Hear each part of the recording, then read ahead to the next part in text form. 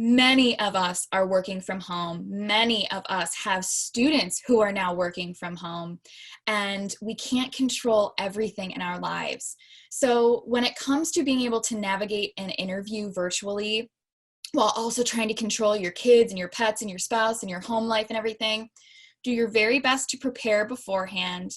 But I think majority of the way to solve this is both parties need to be understanding.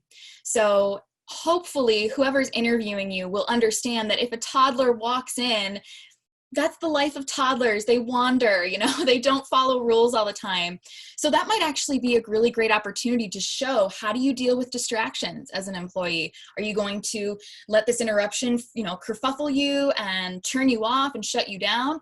Or are you going to take the distraction, deal with it, and get the kid back somewhere else and get back on track with your interview? My biggest tip is always look right at the camera. It's not pretty to look at. It's just a little tiny dot.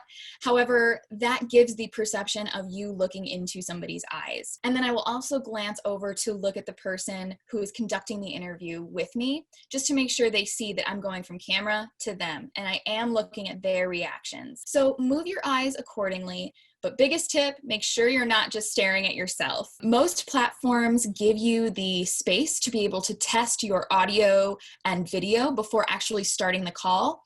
So I highly suggest about 5 to 10 minutes before jumping on the call or whatever time it's scheduled to log on, check your audio, see how your camera fits, make sure that you're looking in the right place, check your lighting, check your distractions, make sure you're all good there.